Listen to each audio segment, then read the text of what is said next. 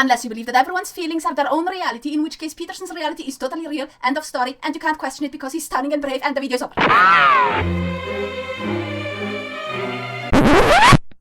Hold on there. Psst, shut up. That's not the end of the video. I know. You didn't even get to the craziest part yet. I know. Go make the video, or we'll watch Logic. That's so mean, man. We'll be waiting. I'm it. Right, fight.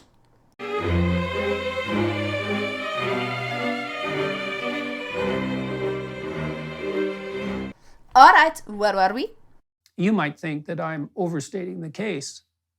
Think again, sunshine. Not an argument. Also, how exactly do you think thinking works? Because if people think you're a cook, telling them to think again, sunshine, will at best make them think you're a not very self-confident cook, or a very easy to get upset cook. But they won't change their mind about you being a cook just because you tell them to think again. We in the West are facing an all-out assault at the deepest levels on what that old joker Jacques Derrida deemed the phallogocentric conceptual structure of civilization itself. Wasn't Jacques Derrida the French guy with a soft spot for deconstructionism?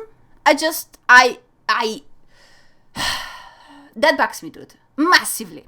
That really gets to me. Look, it doesn't annoy me that you toss out fancy word salad and quote the moderately famous guy who came up with it at me. It also doesn't annoy me that you couch all of that in hyper-emotional word clutter to make it sound all menacing and threatening to anyone who is remotely NPC adjacent. That is all fine and good. Part of the sport, I'd say. What really bugs me is that you quote a Frenchman at me. I mean, seriously, of all the things in the world that you could have possibly picked, you had to pick a Frenchie, didn't you? Have some respect for yourself, man.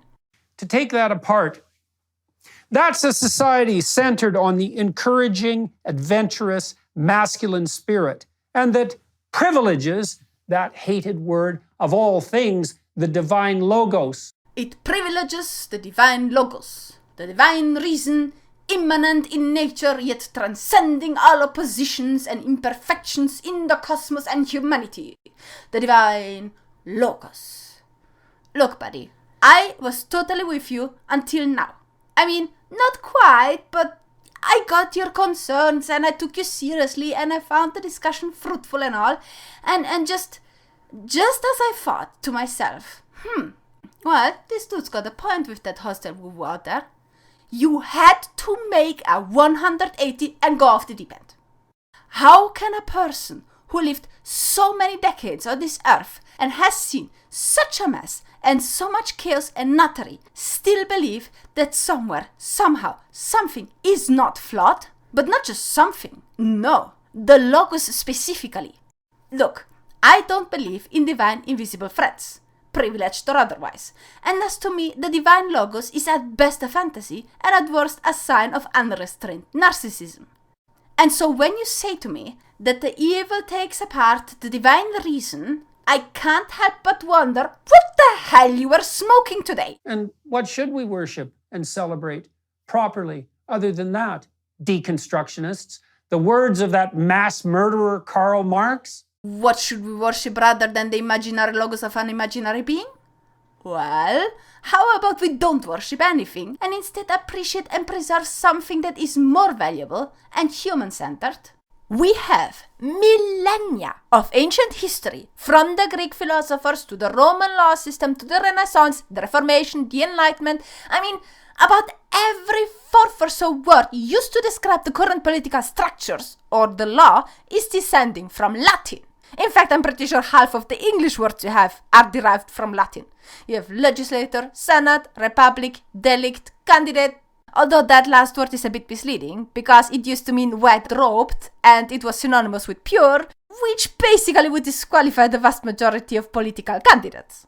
And about every medical word is either Greek or Roman too. When you fall off the stairs and whack your head, you don't have a brain shake, you have a concussion, which originates from the Latin word concussio, and literally means a shaking.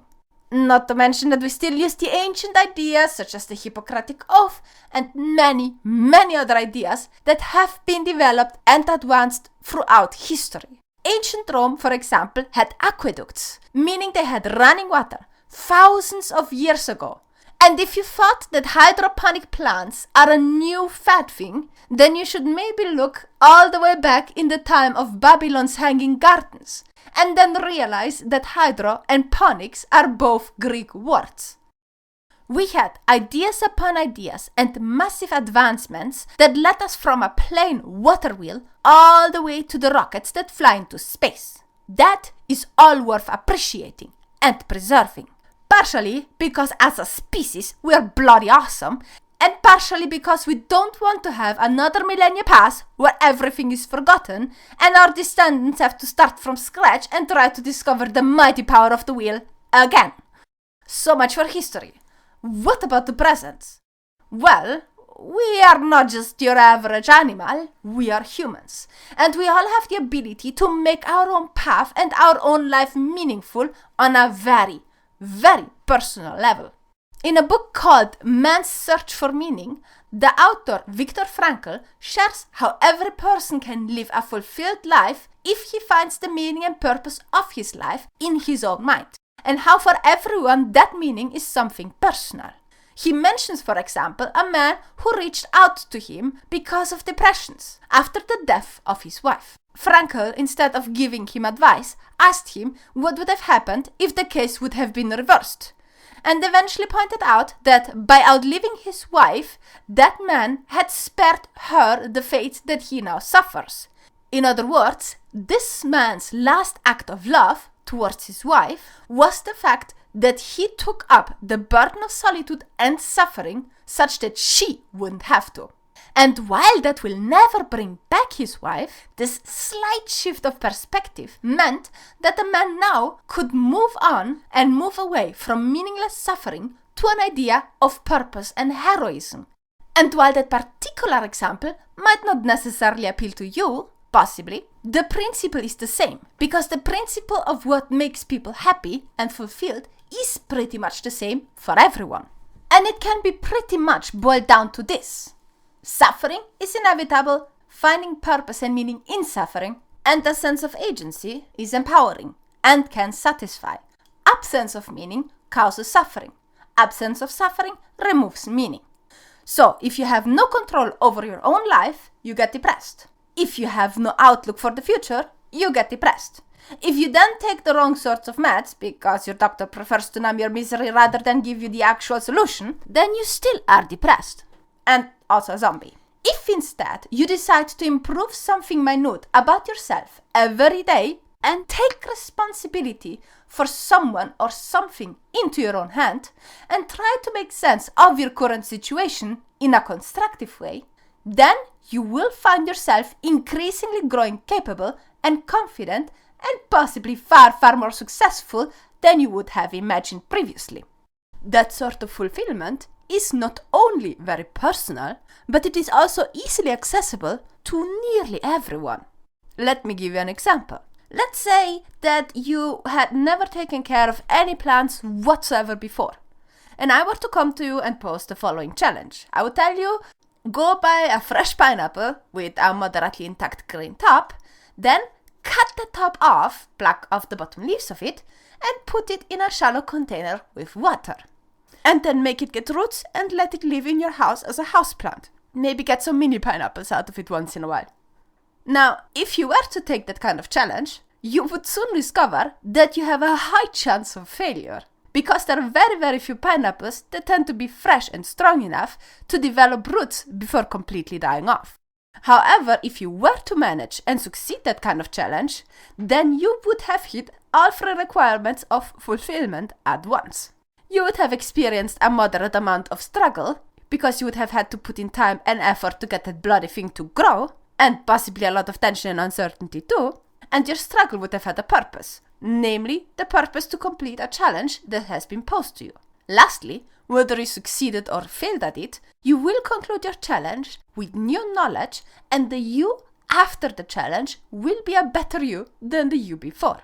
because you know more, you have experienced more, you may have made some mistakes and learned out of them. It's just overall a very different kind of you.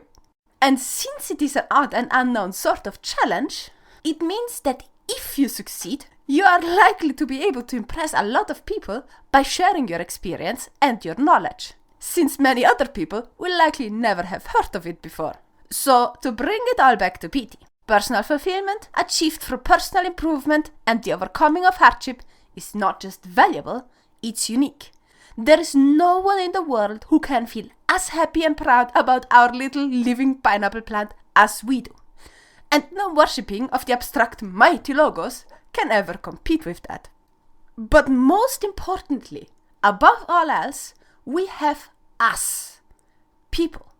We have family, friends, neighbors, colleagues, an entire community that has our backs if we bother to knit our bonds with it. Things like Christmas or Thanksgiving are not special because we get to stuff our faces. They are special because they are meant to remind us of something that we all share in common, and to get together and share moments of happiness while strengthening our sense of belonging and our bonds with each other.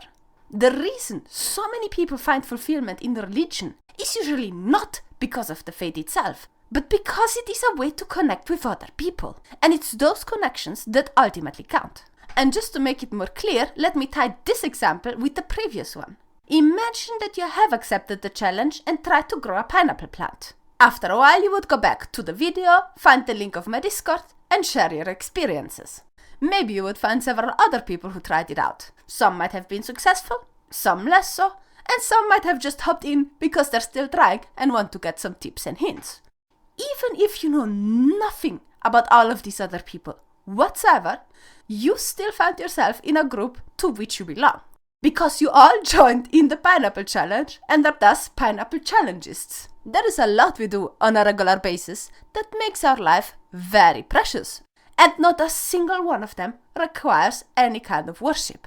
And it is precisely those young men who are deeply conscientious, capable of guilt and regret, who have come to believe in pain that every deep impulse that moves them out into the world for the adventure of their life, even that impulse drawing them to women, is nothing but the manifestation of a spirit that is essentially satanic in nature. Yes, the young men in our society have been trained, yet again, that their impulses are evil and satanic. Once upon a time, masturbation to a picture of a naked woman was considered a satanic sin. Nowadays, masturbating to a picture of a naked woman is still a satanic sin, except that they don't call it satanic, they call it objectification. Once upon a time, reading Harry Potter was a satanic sin. Nowadays, reading Harry Potter is also a satanic sin. Except once the book was decried for its witchcraft, well, now it's decried for having been written by a woman whom many would call a witch. Once upon a time, heresy was a satanic sin, and it still is today. Except that while we once couldn't say that the earth revolves around the sun, we now can't say that a trans woman is a...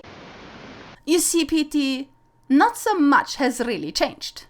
We are still all filthy sinners who are born in sin, or privileged, as the new religion puts it, and commanded to be well, with no path ever good enough to achieve redemption. What is different is only against whom the divine wrath gets directed, and what is defined as sacred and profane.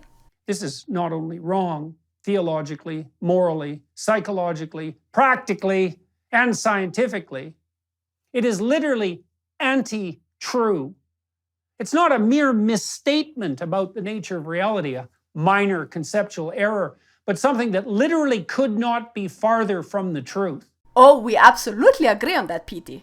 A lot of what we see is so untrue that we might as well call it anti-true.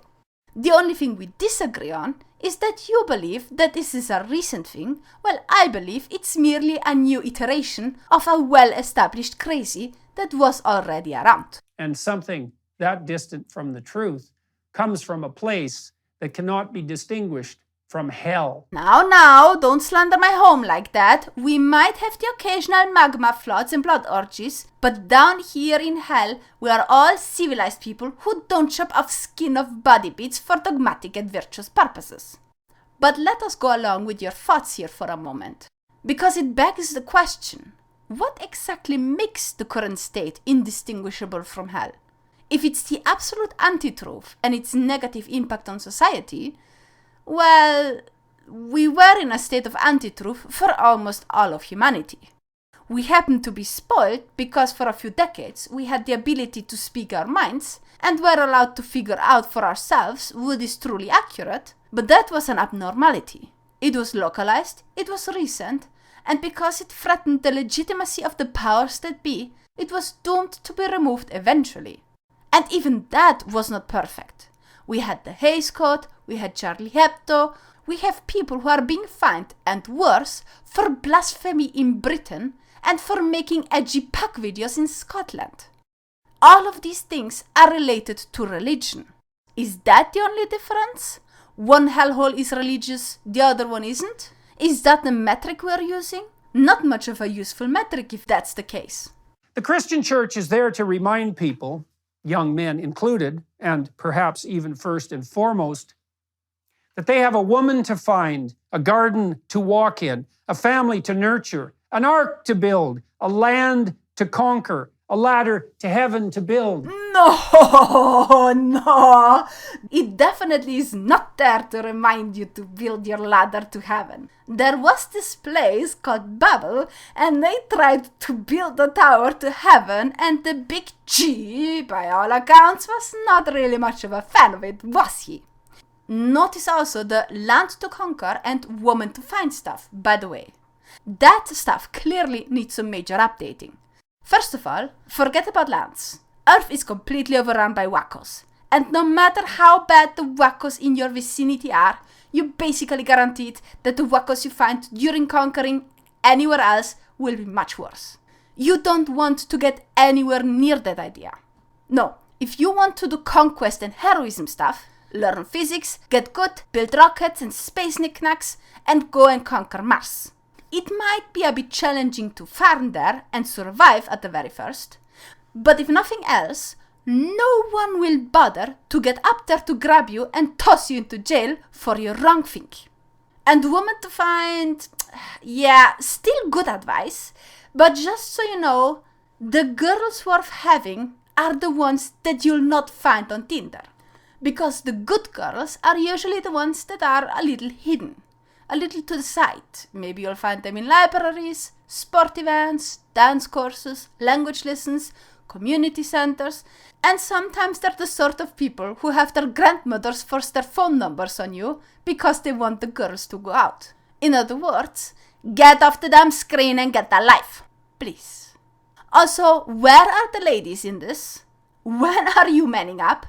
I didn't sit around like a spoiled princess waiting for Mr. Right to come to my doorstep while I was playing insert game. Because Mr. Right these days is a scaredy cat and doesn't flirt. Nah, if you want a good guy, you have to get him yourself. Keep your eyes and ears open until you hear a shy, moderately socially awkward dude speaking to his buddies by using his brain rather than regurgitating phrases that he picked up on the internet. Then you gotta do something very, very intriguing. You gotta do some research. Make sure that he's not taken, gay, into dresses, or vegan, because those bring only trouble. And then research and find out what he actually likes. Maybe read up on his favorite team, his favorite bands, his favorite games, whatever. Do enough research so that you have something to say and aren't caught off guard when he brings them up. Then try to get him when he's alone, or alone adjacent, and try to start a conversation, for example by pretending that you have lost something. You can from there jump to something that you know he likes, or at least knows about. For example, if you see that he wears a t-shirt of his favorite band, point out the band, and their newest song, something like that, such that he can hopefully overcome his state of shock that the girl is actually talking to him and reply to you. And if he's interested, he will bite. And the utter terrible catastrophe of life to face stalwartly in truth, devoted to love, and without fear. Indeed, stand tall as you're hit with the terrible catastrophe of your PC crashing in the middle of a game, and face stalwartly in truth and devoted to your love of D&D, that 5-foot-tall human female tomboy player whose halfling rogue keeps derailing your so diligently planned and prepared campaign over and over again. Jokes aside, people do need purpose in life. They need to understand that there is no deep happiness to be found in the shallow things that society offers nowadays. Porn is shallow, video games are shallow, weed is shallow, alcohol is shallow. Even prescribed meds will not actually make you happy. None of that will make you happy, in fact. Because all of these things are quick fixes that in the end do not actually hit the deep core of satisfaction that you need to hit in order to be happy. But you know what also won't help them? Getting preached at how they're sinful because some imaginary ancestor pissed off some imaginary sky daddy. They have enough of that shit shoved onto them without getting up on Sunday morning to add insult to injury. And if the church would drop their shit and finally start promoting something positive, which good luck with that, then I would still not think that it's enough. Because changing the young man is only half the battle. Remember how you said, Although anything that devastates young men will eventually do the same to young women. well, there is no point in taking all the boys and telling them you have all these things to do when you don't have the rest of society join along and actually give them credit for it. It's like recruiting them to military. Protect your land and have a purpose. And then what they get as a thank you is a kick in the butt to land on the street because the country doesn't really bother helping them after having messed them up in the first place. You can't tell a guy to grab a girl, have a family, and all these wonderful things without fixing the underlying problem. With whom? With what consequences? A girl who was raised in a system where she was told repeatedly that men are evil and want to harm her, and where she sees countless instances of single mothers struggling rather than functioning couples, or worse, sees that the few couples that there are completely malfunctioning, that girl will not grow up to trust a guy all that easily. And quite frankly, the church never really got that balance right to that either. Because it basically ended up saying, yeah, girl, it's your duty to submit to the hubby, shut up and make babies. When in reality, a relationship is not a power boxing match where one has to command the other, but a teamwork endeavor where it doesn't matter who takes over what chores exactly, as long as both coordinate with each other and work together towards their common goals. I mean, you still can play Rule Me Harder Daddy, but that's the kink flavoring and not the actual purpose of a relationship. Invite the young men back. Say, literally, to those young men, you are welcome here. If no one else wants what you have to offer, we do. We want to call you to the highest purpose of your life. We want your time and energy and effort and your will and your goodwill. So far it sounds like a military ad. You, young men one and all, you are welcome here. Nobody else wants you, nobody else wants what you have to offer. But we do! We want you to answer the call to the highest purpose of your life. We want your time, your energy, your effort. We want your will and goodwill. We want the power of youth on the side of the U.S. Army. Talk to your local recruiter to find out more about serving the very most noble and distinctive call to arms that any young man can ever dedicate himself to. Ask about the Marine signing bonus to join one of the few and the proud. Be the biggest lobster. Be a soldier of God! Well, sort of.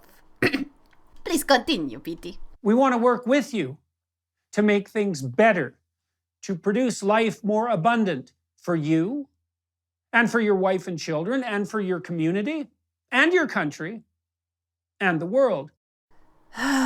You know, it sounds so nice, doesn't it? Wouldn't it be nice if young people without purpose would have somewhere to turn to and get put in the right path? Wouldn't it be better instead of having them go insane and becoming addicted or worse? I would love to be part of such a movement, readily. I would want to participate in that. In a very, very human sense, I want the same thing as you do, Peterson. I too want people to be well. We do not disagree on that. We too merely disagree on the how. And we have our problems in the Christian church. Oh, yes. We are moribund and sometimes, far too often, corrupt, and sometimes deeply so. Very, very yes. We are outdated, Mm-hmm. as are all institutions with their roots in the dead, but still often wise past. Oh, no, Petey. They are super up to date. They pick up so many modern fads that it's not even funny anymore. As long as they think that they're hip with the current wave of NPCs, that is. The one thing they never seem to pick up, unfortunately, is a method to reality check themselves sometimes. So join us. We'll help fix you up, and you can help fix us up.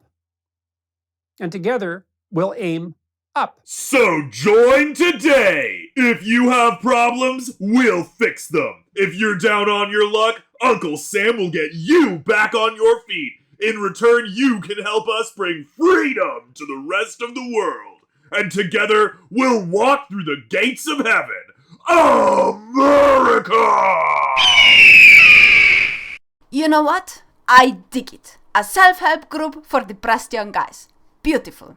Not sure the churches would be very helpful though. The last thing you need is to put an easy victim into the same room as a perpetrator after all.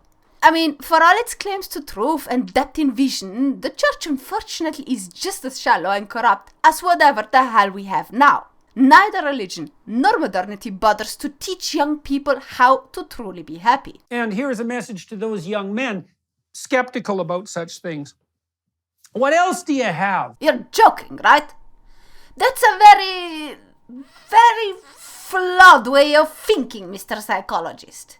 If you have a shoe with a wiggly sole, then maybe it might be better than none. Yes, but if your choice is a violent partner and no partner, then the no partner alternative is the better one. And we're talking about a partner that isn't just abusive, but deliberately tells you that it's your ancestors' fault that you're getting abused in the first place, and that you should repent for it. If not for the fact that there is so much cultism and leeching and bad acting and denial of reality going on in these places, I wouldn't even discourage it. I mean, if you have to pick to get solo crazy or get crazy in a team, might as well go with a team.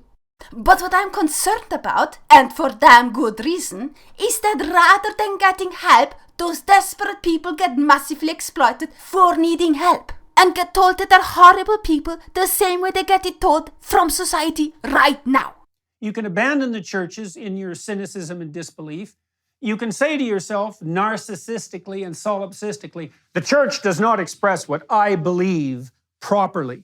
Pity, it's one thing if the church does not express what you believe, but if the church expresses the exact opposite of what you believe and snarks at you if you point it out, that might possibly, maybe, potentially be an issue for you. Just saying. If the church tells them that they all go to hell for not believing in the almighty Sky Daddy, for example, that is not going to help them. It's gonna make them feel even worse than they felt before. Who cares what you believe? Why is this about you? Do you even want it to be about you? What if it was about others? What if it was about your duty to the past and to the broader community that surrounds you in the present? Ah, you're welcome. We are gonna help you. But who cares what you believe? Believe as we believe and do as we tell you. You owe it to your ancestors. Yeah, that took a turn fast, didn't it? Look, there is a big difference between be responsible, man up and do something greater than yourself, and your thoughts do not matter. In a society where you are part of a greater good and have to find purpose within it, you matter. You're not the center of the world, of course not, but you're also not an ignoble cog in the machine that should shut up and obey, like, a cog in the machine. And finding your purpose, even if that purpose is something meant to aid society or sacrificing for the greater good or something, that is still very much a you issue and a you decision, because you have to live with it and be happy with it. What if it was incumbent upon you and vital to your health and willingness even to live, to rescue your dead father from the belly of the beast, where he has always resided, and to restore him to life? Let's turn that into a tale to make it easier for you. Pity. There's a young man, and he decides to toss away his life of 24/7 owning his adversaries in Call of Duty, to find a wife and settle down. And then he takes on the task of building a wonderful, beautiful new playground at the heart of his crime-riddled neighborhood. And to protect it, because he wants to bring joy to the many young children cooped up in their houses because they have nowhere else to go. That young man does not build the playground for himself, but he is the protagonist of that story. He matters. Do you see why I don't think that the church is the right solution? If all the churches act the way you portray them, then sending young men there will not actually help them, but instead raise the drug abuse and suicide rate even more. You gotta think these things through a bit, buddy. Once again, to the churches, Protestant, you're the worst at the moment. Catholic, Orthodox. Invite young men. Put up a billboard. Say, young men are welcome here. Print some flyers and put them in a box by the billboard. Signal the existence of those flyers with an arrow with the words, more information about attending here. Tell those who have never been in a church exactly what to do, how to dress, when to show up, who to contact, and most importantly, what they can do. And what about show appreciation for their good work? It is funny how you realize that there's a problem, but then botch the solution so gloriously that it's nearly worse than the problem itself. It's like, what was his name?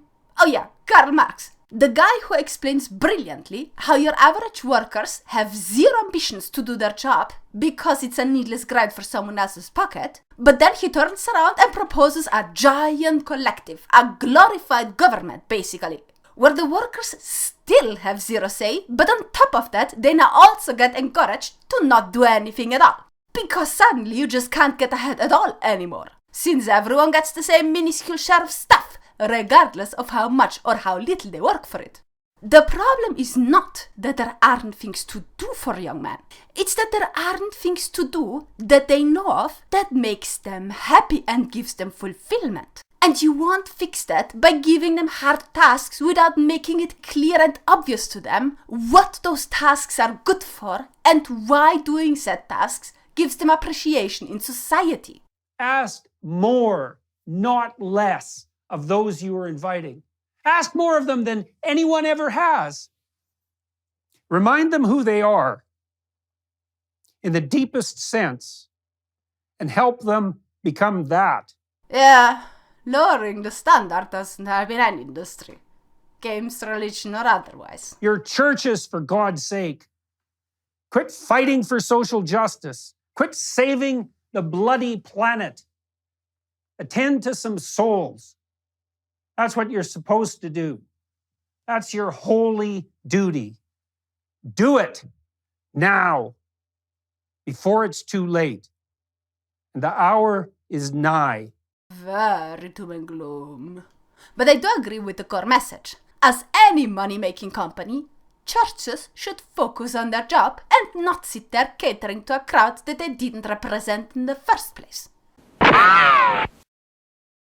Now, I could have just left it there, video is over, my job is done, except that it isn't really, is it? Because pointing out that Pete's solution is merely a different shade of the same problem doesn't really fix the problem for the people who actually seek solutions. When Peterson came out and said, "Clean your room, bucko," there was something to it that got to people. The starving talk of bread, the drowning crave for air, and people without direction in their lives will grasp at anything that has a D written on it, regardless if it says direction or danger.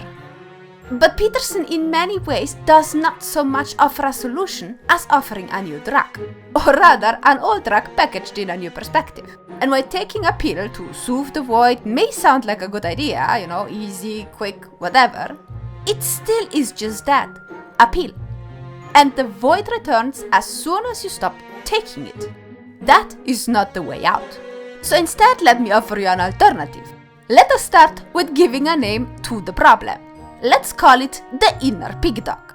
Every time you find yourself procrastinating on stuff that would be beneficial to you, but you just don't wanna, that is your inner Pigdog. Every time you're doing something that gives you instantaneous satisfaction and does not improve your life whatsoever on the grand scale, that also is your inner Pigdog. Now, we all tend to procrastinate and indulge in stuff once in a while. But if you are miserable and have no goal in life, then that Pigdog is half the reason at least. You have to declare war on it. Make it your mission to mess with your inner Pigdog as much as you can. Do it at least once a day and do it more and more and more often if you manage. Dethrone inner Pigdog and take over your life and body for yourself again. And the best way to do it is, as soon as you notice that you give in to your inner Pigdog, just stop. Stop it. And do something else. Do something that improves your well-being instead. Your long-term well-being, that is. Whether that is workout, or changing the air in your room, or walking the dog, whatever fits the situation. Second, a ritual. You have to do one thing a day, at least, that improves you and your life. That can of course be a lot of things, whether it is working out, or learning something, or working on getting over a problem or an anxiety, meeting people, for example, is kind of scary, might want to work on that, or just building something. But try to focus on improvement that focuses on you. Your evening you has to be a bit better, a bit wiser, a bit more skilled than the you that woke up that day. For example, if you have a broken bookshelf, you could find out how to fix it, go on Google for example, and then fix it. You improved the practicality of your home, but you also learned how to get something fixed. And if later on it turns out it wasn't done well and it breaks, then you will learn from that experience and learn from your mistakes and not do it again. That too will make you a wiser and a better you. However, if you merely clean your shelf, you may have improved it, but you didn't really improve yourself. And if then it turns out that in a few days or even just a few hours it is all dirty again, that will get you very demoralized because it seems like you didn't get ahead, and that is massively counterproductive. So, fixing your shelf definitely counts.